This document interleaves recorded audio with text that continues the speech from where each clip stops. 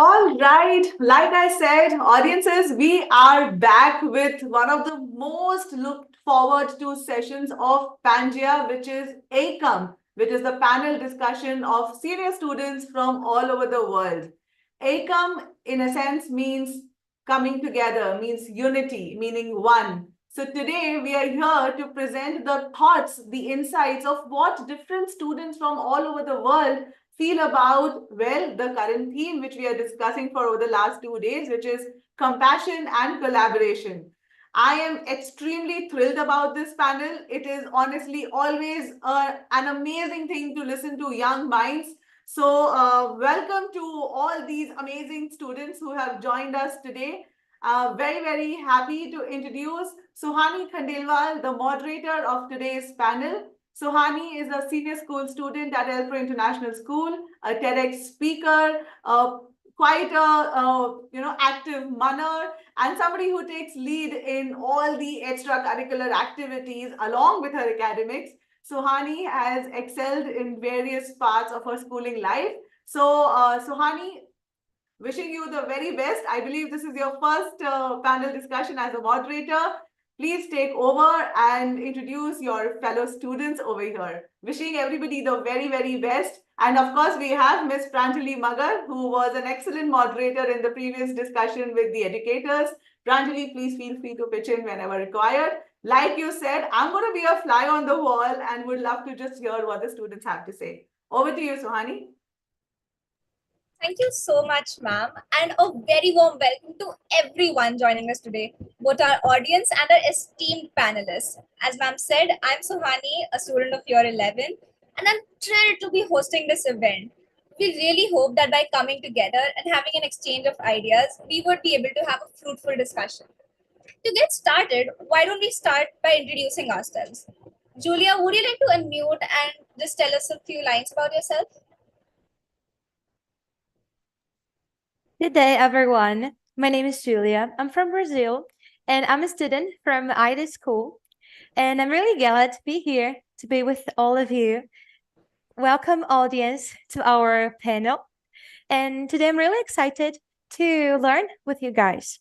What is the point of view that you guys have before your school? Well, that's me. Thank you. Thank you so much, Julia. That was indeed amazing. Bhumika, would you like to unmute yourself? Hello everyone, I'm Bhumika Jagtiani and I am from India, but I currently live in Oman and I represent the school Indian School Wadi Kabir International. We're a Cambridge school and I'm the head girl over there. And obviously it's an amazing opportunity to collaborate with one of the smartest and sharpest minds from all across the world and the schools from there. So I hope to learn a lot from you and I hope to give you a few ideas that our school uses. Thank you. Thank you so much. It was great to meet you. Paritosh, would you like to unmute, please?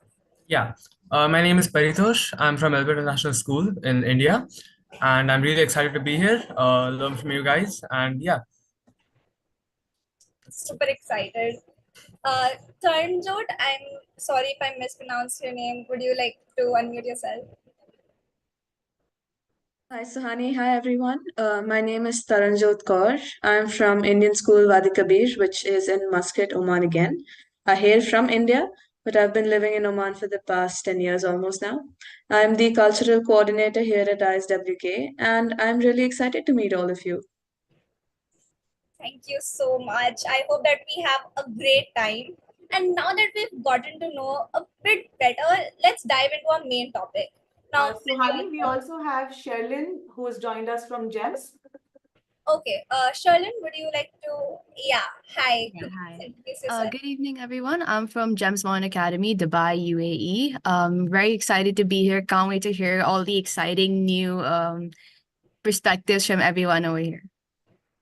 Thank you so much, Sherlyn.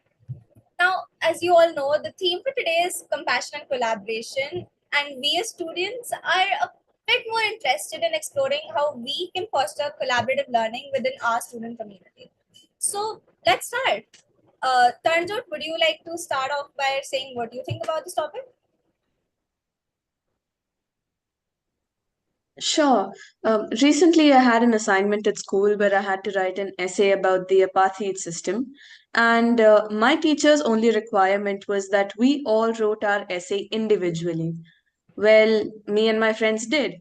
But after we got our essays evaluated, we all had similar comments and remarks. And it said, consider more perspectives. But how are we to consider more perspectives, more opinions, more views without actually collaborating and interacting with each other? So that is when I actually realized the need for collaboration amongst the students for us to excel academically or in our personal spheres as well. Thank you so much, Toronto. That was indeed a very fascinating anecdote because, as you said, collaborative learning is very important. Bhumika, what are some examples from your school where you see collaborative learning, or how do you think it could be incorporated in your curriculum? Well, in addition to what Taranjot already mentioned, so what we do at Cambridge is that every research project or any homework we're given, yes, we do have individual essays, but right before that, we dive deep with research within groups. So we're going to have different groups within a class.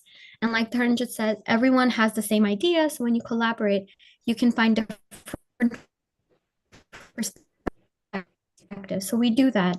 But apart from that, what we've had actually in the past 1 or 2 years is we've formed massive clubs. So a sister school ties that became are kind of new. So what we've done is that we've made different clubs and we've done student-led clubs. So like me, right before I became head girl, I founded this club called the Broadcast Club, where I bought everyone who was interested to, speak in the morning. And it's not just like giving an assembly in the morning, but what we would do is that we would connect with the student and the teacher and staff community of our school. We'd play music, we'd talk about news, we'd have some funny quizzes, and that would just have like a 10, 15 to 30 minutes now of collaboration amongst the whole school. And so apart from that, slowly we began having charity clubs. So the senior members of our school, so including my classmates, a few 11th grader, 10th graders, we all got together and we generated a lot of money for charity and for cancer awareness. So I feel like apart from having academic collaboration, having extracurricular collaboration can only bring together more and more benefits for the society. That's actually a really amazing initiative. I think all schools around the globe could learn something from that. Um, how about Sherlyn? You share something about how you think peer learning is important. Personally, I think I really agree with what Taranjot said about how, peer learning, it's very important in the classroom because it helps to not only see like an issue from one perspective, but to see it from many different perspectives. Everyone is different, everyone has their own ideas, perspectives, etc. To see an issue from everyone's eyes is something that's way more enlightening than it is to do your own work and to do it yourself. Here at Gems One Academy recently, actually yesterday, we've been having online school because our UAE has been affected by floods. And one thing I've noticed is that one thing that really helps everyone to collaborate and to, participate in class, especially, online class is pretty boring in general. And one thing that's really helped with that is, online learning platforms and a lot of like sites online. We have quizzes, we have Padlets, and we have those little word mentors things, and those really help keep people interested. And like personally today we had our psychology class. We joined the class and like the teacher realized there's not many people participating in the class, and the minute she brought out like a quizzes, then you saw like a complete shift in everyone's attitude. Everyone's suddenly excited to join, excited to participate. And yeah, I think one really big aspect of collaborative learning nowadays, especially in the 20th century, has become technology, online learning platforms, etc. That's actually so true because I've personally seen that myself. When teachers get quizzes or just random questions like that, everyone just wants to participate in the class. Okay, now we have Divine joining us. Divine, why don't you first unmute and just introduce yourself a little bit? My name is Divine and I'm from Stratton and Clapham High School. It's great to meet you. I would just like to ask you a question about, could you share if you've seen any anecdotes of compassion in your classrooms? Yes. So in our school we have this thing called kinza, and in Arabic it means treasure.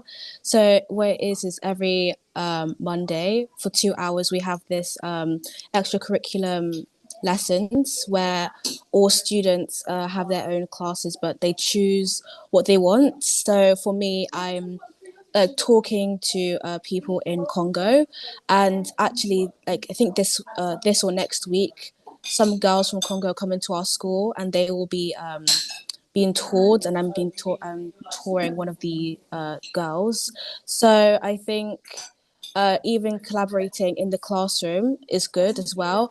Not only just collaborating in the classroom, but as well as other countries as well.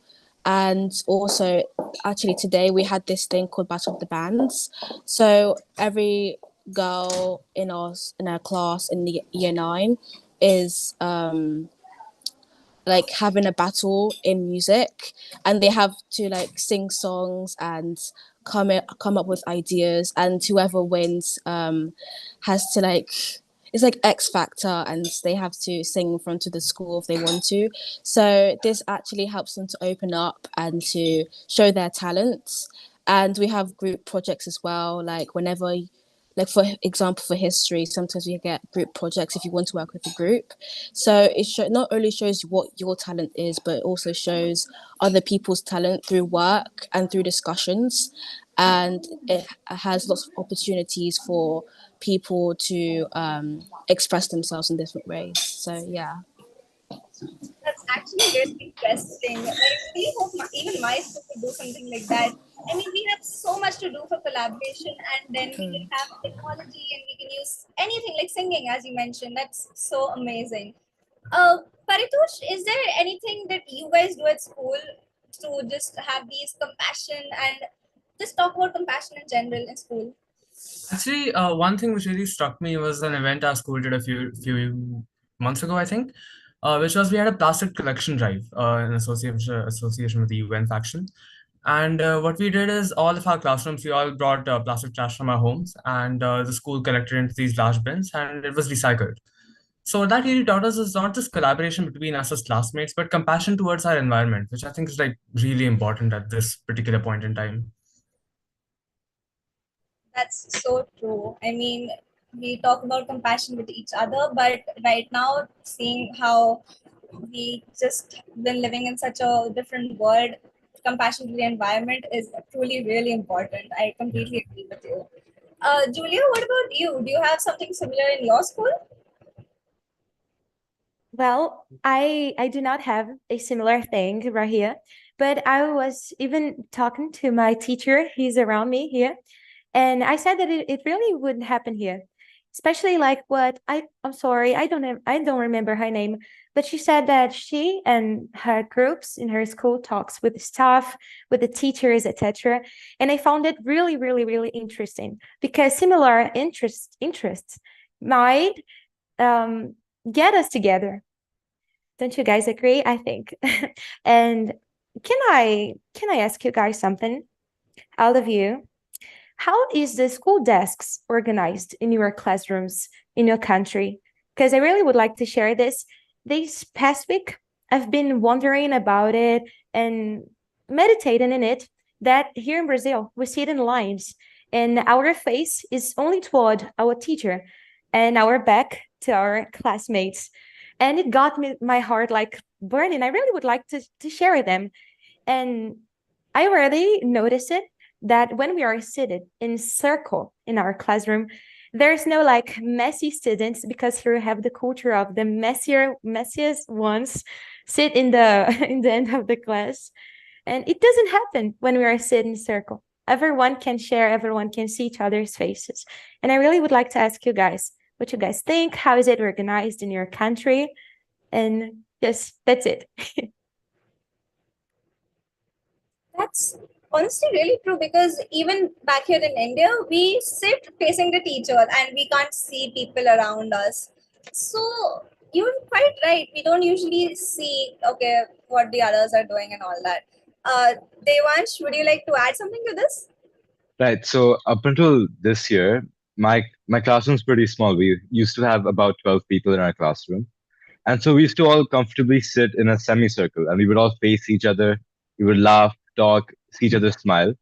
But recently, from this year, our school started like a month back, and we've gotten up to 19 people. And now it's kind of difficult for us to sit in a U shape now. So we have to sit in like a matrix shape where we all face towards the teacher again. So it really does break my heart to see it go back to this way, but I guess we have to deal with it now. Yeah, I guess because we have more students, so we can't sit in that U shape. I totally agree with what you said. Bhumika, you want to say something? Yeah, so answering the question that she asked, in our school, what we do is that since we only have like a maximum of 20 people, and this year I actually only have 8 people in my class, which is kind of surprising. But for this graduating batch, we have like 8 people because a lot of students left after 10th grade. And what we do is that our teacher allows us to keep our tables and chairs however we want. So a lot of times we have our tables set up in like a step ladder way just for fun.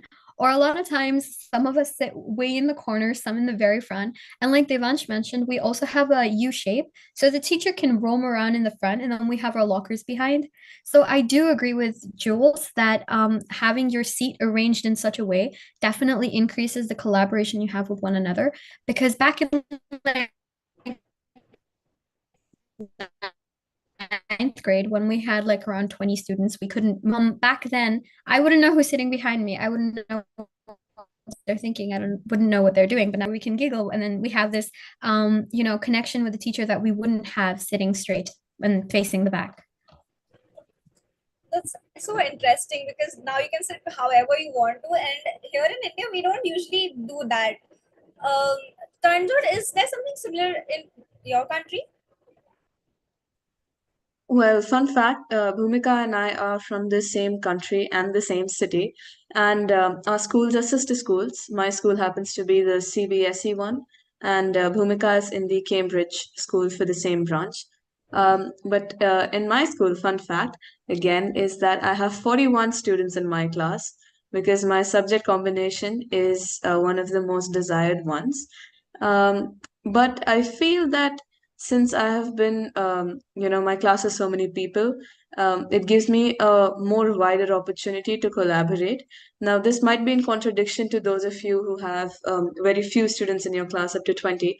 But even though we sit one in front of each other in rows and in columns, so we have almost 3 rows of desks and 8 rows of desks again. So that gives us a really huge environment for sitting together. But then at the end of the day, again, I have 40 other people with me who have 40 different views, and that gives me a lot of exposure and edge. And because we all come from really diverse backgrounds, it again adds to the entire learning experience. So, although you wouldn't have a very strong one-to-one connection with all of them, but then again, it does really add to your entire holistic growth experience in schooling. So that's my view. And which also brings me to another question that do you think that having lesser number of students in a particular learning atmosphere would actually impact the experience? Or would, like my class setting, having more people be the more holistic way to go forward? I think that's it. Yeah. That's a very interesting question because as we saw till now, we mostly feel that if we have lesser people, we can have a more personal connection with them and that will foster more collaboration. But you made a really good point of how a lot more people can have a lot more point views and all of that. So, Devansh, would you like to talk about this? Sure. So I've moved to Elpro last year, and before that, I was in a school where we had about 2 to 3 sections per grade with about 20 students each. So when I was there, friend groups were usually larger, they were more diverse, and a lot of different viewpoints were shared. But now that I'm in Elpro Cambridge, our class is relatively small, and we only have one section. So often we're limited to just seeing a bunch of people's opinions and seeing it from their viewpoints only. And I feel like a larger group of people would have been better, but that might just be my bias speaking since I am used to it. possibly, because here in India, we usually have at least 35 people in one class. Charlotte, how's it back home? Personally, I wanted to talk about the table arrangement first, right? So in our school, we don't really have like a U-shaped or anything. Up until primary school, we have these little triangular tables, and they fit to form one circle. So that's up until maybe middle school. That's when we, shift to our normal desks and stuff like that. And what we do in our school is that depending on how big the class is, there are different classes, and some of our classes are smaller than the other ones. So for the smaller classes, you have 3 rows, like 3 tables stacked like side by side. And for the bigger classes, you have 2 of them. And personally, I feel like that's the kind of table arrangement that I personally prefer, because when you have many people sitting together, for example, in a circle arrangement, you have a lot of talking, like cross-curricular talking going on, especially in like I'm in an ICSE curriculum, and it focuses mostly on like the teacher itself. There's not much of collaboration, honestly, in our curriculum. And if there's a lot of it's hard to finish portions and stuff like that if there's too much collaboration. So like the key over here is to properly balance that out. But what happens when you have too many people talking and stuff like that is that the teachers aren't able to finish portions and stuff like that, which is why I'm really surprised about Dharanjot's, like the number of people in your class. I cannot imagine how your teachers are handling everyone and making sure everyone's on the same page and stuff like that.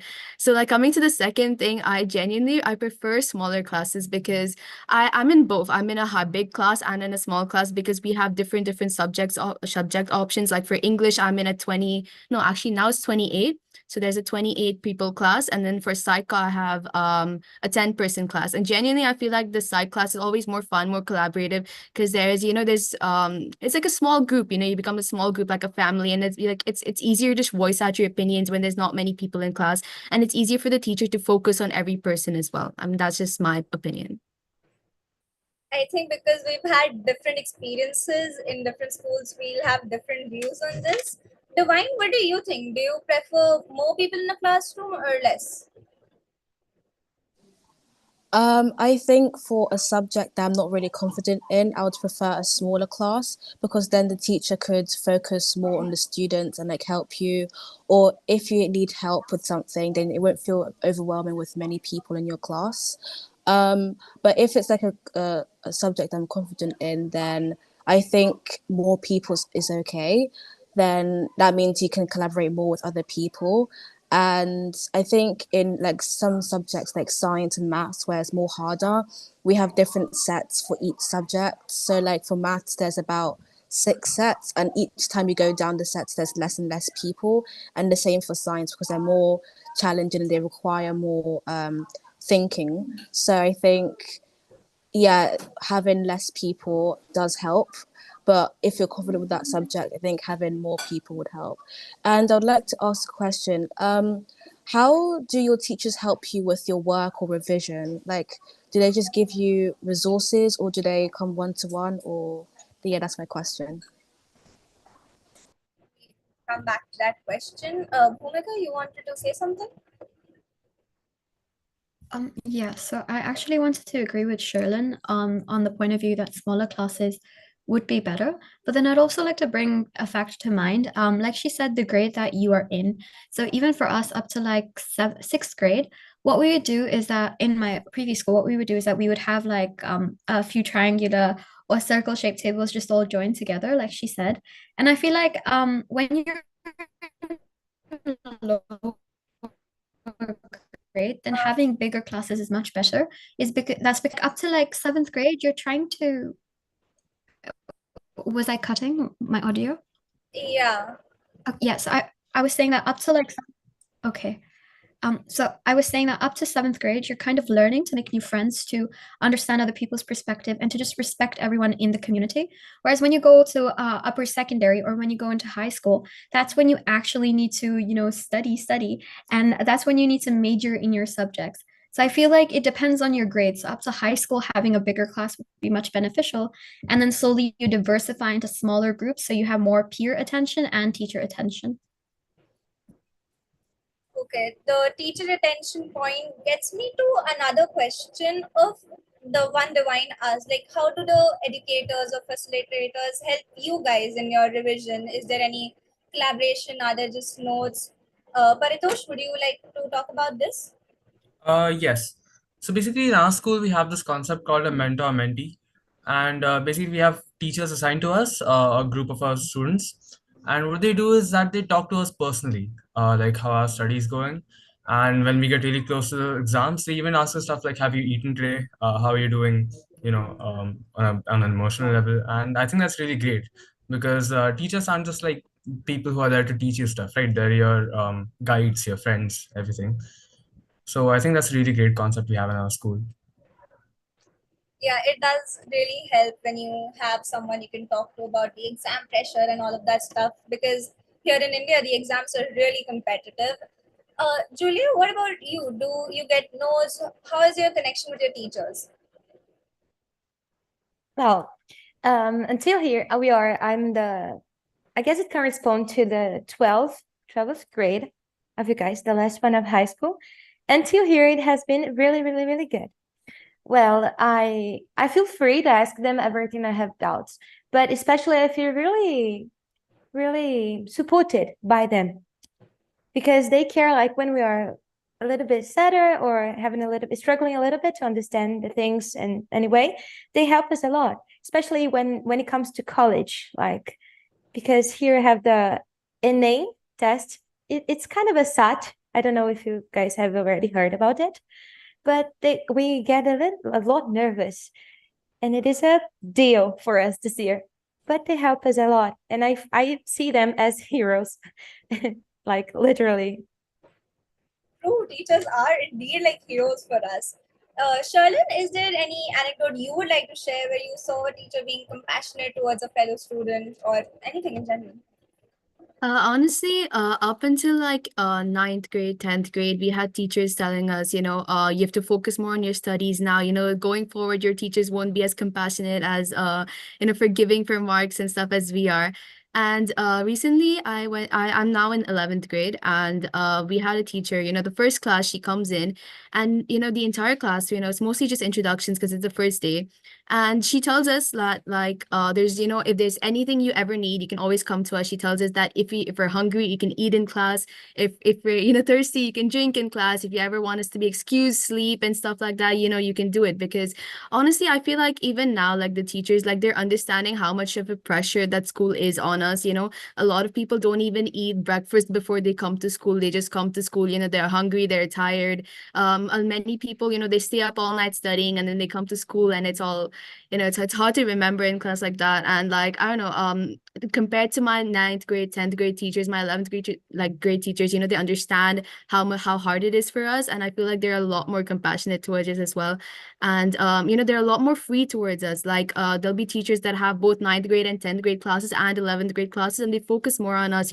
If we ever need any supportive material, anything during the breaks, they're always available. They're always fast in emails and stuff like that. And I think that's a very great thing that they're doing in our school, at least. Yeah. That's actually really sweet. I mean, I would love it if our teachers could let us eat in class. It's not allowed back here in India. Julia, you wanted to say something? You still on mute. Yes, I really appreciate it to hear it because it gives me a I forgot the I hope that it might happen here. And I guess this give us the possibility of seeing teachers as well as like humans, because sometimes they push us so hard that we get like, am I a machine for you? And then when they treat us like this, give us the possibility like, oh, you're tired as well, right? You're hungry as well, teacher. Like, I'll eat it, so you eat it afterwards, and we change it, like change this experience. I find it really, really good to hear it. Thank you, Sherilyn, for sharing it. That's actually really true, because I've seen in general 9th and 10th is one of the most hyped up classes. Even back here in India, it's like you're in 9th and 10th, you have to study and all. But Taranjot, I would like to ask you, do you think that we should overcome this competition and individualism and promote a collaborative learning environment more? I think since you're in India, you'd be aware of the JEE and NEET competitive exam pressure that goes around. And I think, like the SATs, and Julia mentioned some that she has back in Brazil, there are competitive exams across all subjects across the entire globe. And with high school being so competitive in itself, getting into college has become all the more competitive. And for instance, I had two friends around 2, 3 years back, and both of them wanted to enter a particular college for pursuing medicine further on. But as soon as they entered the 12th grade and they actually started considering the possibilities, they started seeing each other as competition over friends. And ultimately, they lost a bond so special just because of that complete sense of I have to do this alone that had been instilled in them. So I feel that yes, collaboration is the need of the hour. And as it is popularly being used nowadays, Vasudhaiva Kutumbakam is India's international relations slogan, which means that the entire world is our family in Sanskrit, which I think further implies that collaboration is the need of the hour. And so, if we aren't really doing that, where are we really going? Because at the end of the day, we're social animals. We need each other to survive and to thrive. So, without collaboration, I think we'd all be just distinct entities with nothing to do with each other. And that doesn't really seem like a proper way of living. I think that's my take on that.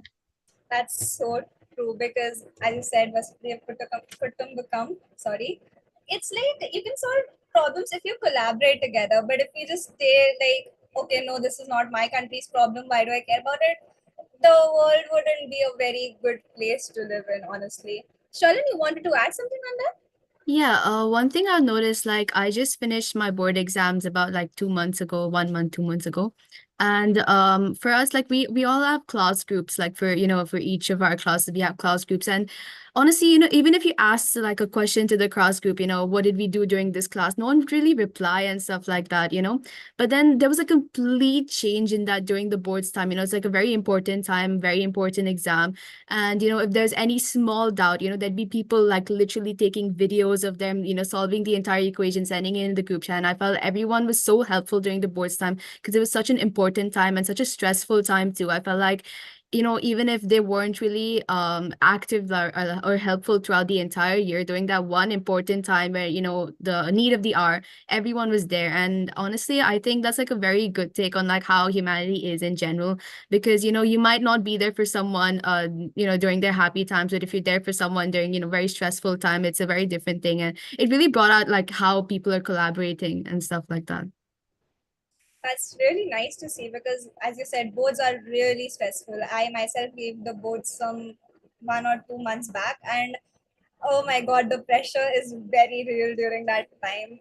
Bhumika, you want to say something? Yeah, so with student collaboration, I completely agree with Dharanjot and Sherlin.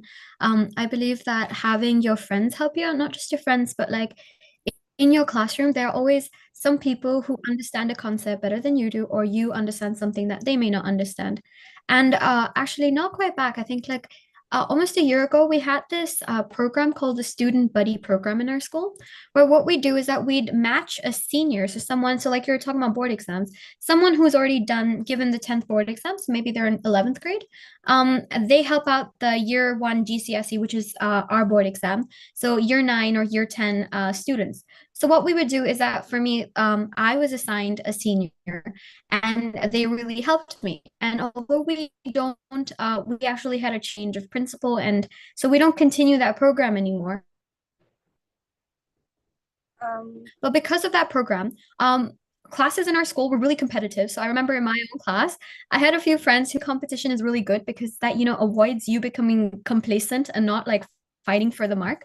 I realized after we had the student buddy program, I too now, like until today, I help out because I'm in 12th grade. So I've done like 10th, 11th, and 12th. So all 3 years are boards for us. Um, so what I do is that I have a junior in 11th grade. So I help him for like half an hour every day, and he helps a 10th grader. And so it goes on like this. So if we initiate programs like a student buddy program, like our school did, if other schools do it, and if we just collaborate together, even internationally. So like I could help out you, you could help out me, that would be really great. This honestly a really good program. I mean, seeing the fact that there are there's the concept of boards everywhere, and it's the same pressure. It would really be good. Like if I had somebody from 11th who could guide me through that time, it would honestly be amazing. Divine, you have something similar in your school? I completely agree with what Bamika said. In our school, because I'm in year 9, we have these sixth formers who would help us, like not to worry about our GCSEs because we had to choose our GCSEs a few months ago, I think, in February, and it's a stressful time because it could like change your, like not your life, but it really your subjects depend on it because some subjects will be dropped and some subjects you have to continue with. So we went there for a few times, like to the sixth formers, and they would help us like not worry and like help us like choose what we want to do. So we found out that GCSEs, like what subject you're good at, that's what you do. So things like history or geography or art, whatever you're good at, then you choose. And they also like told us their life stories, like how they did process of elimination, and like how they dropped some subjects and continued some. So I think having some seniors help some juniors is really important as well. That's really true. I feel that collaboration in this age, and especially in these teenage years when we have this pressure of boards and everything, is really, really important. We're almost up at time. So, Paritosh, would you like to add some concluding statements? Yeah, I actually wanted to say something about what Bhumika said, which was that competition is really good to it spurs you on towards greatness, and I think that's true. Competition on a small scale, like your class or your school, is like really great. But then there's when you think about this place in India called Kota, which is a city in Rajasthan, which is infamous, unfortunately, for student suicides. Because people go there to study for JEE and NEET, and I think it's absolutely ridiculous that people are losing their lives over entrance exams, and we're going forward with that, and we aren't addressing that problem. That's insane to me. But yeah, competition on a small level is good. That's really true because in India, JEE and NEET, it's hyped up big and the pressure is very real. It's really sad, honestly, as Paritosh said. Shailen, what would you like to say about this compassion in general? Personally, I think, I mean, I agree with what everyone said. I think there should be a proper balance between collaboration and competition. And then there's also collaboration within competition where you have groups and they like, compete against each other. So you have an equal amount of everyone's inputs coming in to make something. And then there's equal amount of competition so that you push yourself to like the best, basically. That's really nice. Tanjo, do you want to say something?